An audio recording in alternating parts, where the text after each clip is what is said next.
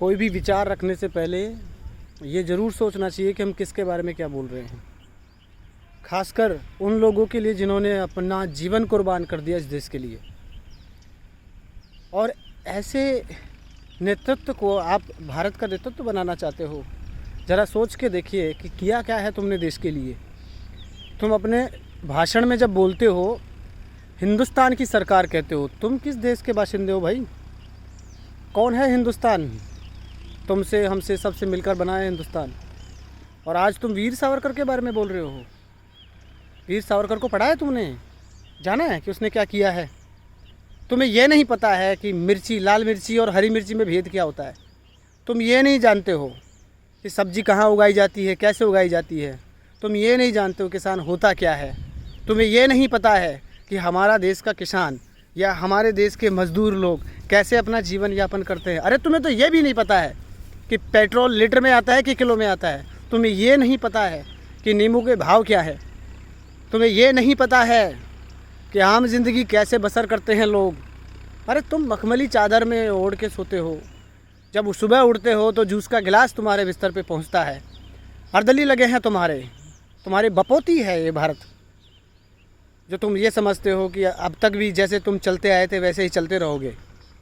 ये भारत की जनता बेवकूफ़ नहीं है, हम युवा बेवकूफ़ नहीं हैं जैसा तुम कह रहे हो। मुझे तो समझ में ये नहीं आता है कि कौन बेवकूफ़ लोग हैं जो तुमको अपना लीडर कहते हैं। अब तक इतना क्लियर हो चुका है, इतना साफ स्पष्ट हो चुका है कि किसकी सरकार है। माँ और बेटे की सरकार चला रहे हो क्या? अब से पहले तुम्हारी सरकार गई है तो किसकी वजह से गई है? तुम्हारी इन्हीं सोच और इन्हीं नीयत की वजह से गई है। तुमने अपने साथियों को मौका नहीं दिया, जो योग्य थे, काबिल थे। उन्होंने खुल कर के सामने बोला कि सरकार की नहीं तुम्हारी चलती है। संसद के पारित हुए एक कानून को तुमने फाड़ के फेंक दिया। और फिर भी ये जनता बेवकूफ़ है जो ये सोचती है कि तुम्हें अपने देश का लीडर बनाया जाए। सवाल ही नहीं उठता है। पतन की ओर है और पतन तो निश्चित है और हो भी चुका है। और क्या चाहिए? कितने राज्यों में सरकार है तुम्हारी? धीरे धीरे मैं तो घटते हुए देख रहा हूँ, बढ़ते हुए तो मैंने आज तक नहीं देखा है। और अभी भी अगर नहीं सुधर रहे हो तो सुधर जाइए, अभी भी मौका है। तुम किसी का बाल भी बांका नहीं कर सकते। केवल वो रेपुटेशन, वो प्रतिष्ठा जो तुम्हारी दादी ने, तुम्हारे पिता ने पाई है, तुम्हारे परदादा ने पाई है, सब मिट्टी में मिला रहे हो तुम।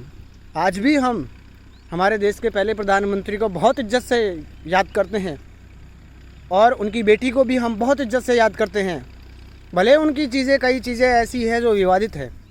आज भी हम राजीव गांधी को सूचना क्रांति का जनक कहते हैं। उन्होंने किया है इस देश के लिए। वो इस तरह से नहीं बोलते थे जैसा तुम बोलते हो। तुम्हें तो होश ही नहीं है हम क्या बोल रहे हैं, क्या नहीं बोल रहे हैं। पार्टी पॉलिटिक्स करते रहो तुम, लेकिन ये क्या तरीका है कि तुम देश के नेताओं, देश के उन लीडर्स के बारे में बोलोगे जिन्होंने अपना सब कुछ लुटा दिया है, और फिर अपने मम्मी पापा का नाम लेकर के तुम क्या चाहते हो कि लोगों की वो भावाभिव्यक्ति आए आपके साथ में? तो ऐसा पॉसिबल है क्या कि तुम इतना कुछ गलत बोलो उनके लिए? कभी किसके लिए कुछ बोल देते हो, कभी किसके लिए बोल देते हो।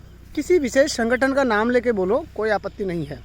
किसी व्यक्ति का नाम लेकर के, और उस व्यक्ति का नाम लेकर के जिसको लोग वीर कहते हैं, वीर विनायक दामोदर सावरकर, बहुत प्रतिभावान, उत्कृष्ट श्रेणी के स्वतंत्रता सेनानी रहे हैं, जिन्होंने काले पानी की सज़ा झेली है। और कभी समुद्र में डुबकी लगा के देखो, उन्होंने समुद्र तैर कर पार किया है। और जिसके लिए बोल रहे हो कि अंग्रेज़ों के ग़ुलाम थे या अंग्रेज़ों के कहने से उनको पैसा मिलता था इसलिए वो ये सब काम करते रहते थे, तो ज़रा सोच लिया करो, क्यों पतन की ओर जा रहे हो? कम से कम अपनी जो व्यक्तिगत छवि जिसको तुमने ख़राब की है उसको तो सही कर लो। और बोलने से पहले सोचो ज़रा। और ऐसी चीज़ें सहन नहीं करेंगे। आने वाले दिनों में हम किसी एक के भक्त नहीं हैं कि किसी लीडर के भक्त बन जाएं। हम उसको लीडर बनाएंगे जो हमारे देश के बारे में सोचेगा, जो हमारे बारे में सोचेगा। इसलिए मेरी तो यही गुजारिश है उन सब लोगों से कि ऐसे लोगों को, चाहे वो किसी भी पार्टी का हो, चाहे किसी भी समूह का हो, किसी भी संगठन का हो, जो लोग हमारे देश की संस्कृति को ख़राब करने में लगे हुए हैं, ऐसे लोगों का विरोध करिए, उनका समर्थन मत करिए, उनको अपनी औकात दिखाइए कि तुम्हारी औकात क्या है। तभी ये शिक्षित देश कहलाएगा। 21वीं सदी में जी रहे हो और लोगों को भेदभाव करना सिखा रहे हो। ये पॉलिटिक्स ही हैं जो जाति के नाम पे, धर्म के नाम पे लोगों को लड़ाते हैं। अब पढ़े लिखे लोग, शिक्षित लोग अगर ये सब चीज़ें करते रहेंगे तो फिर अनपढ़ और शिक्षित में फ़र्क क्या रह जाएगा। आज भारत की पीढ़ी शिक्षित है। ये जो कम पढ़े लिखे लोग हैं या जो चाटुकार लोग हैं वो इनके साथ लगते हैं। और आम आदमी शांति से रहना चाहता है, उनको विवाद नहीं चाहिए, उनको ये सब चीज़ों के प्रति उनका कोई लगाव नहीं है। वो अपने परिवार के साथ सुख की दोनों टाइम रोटी खा कर के मस्त रहना चाहते हैं और तुम लोग उनको लड़ाने में लगे हुए हो। सब पता है कि क्यों ये दंगे फसाद होते हैं, क्यों आपस में लोग लड़ते हैं। सब पता है कि कौन करवाता है, कौन नहीं करवाता है। और देखना धीरे धीरे समय आ रहा है जब आपको अपनी औकात पता चल जाएगी। जो बचे कुचे हो ना, रोड पे तो आएगी हो, कितना भी भारत जोड़ लो, अरे जब तक तुम्हारा दिल साफ़ नहीं होगा, आत्मा साफ़ नहीं होगी, कौन तुम्हारे साथ आएगा। वो चाटुकार लोग हैं जो तुम्हारे पीछे पीछे भाग रहे हैं।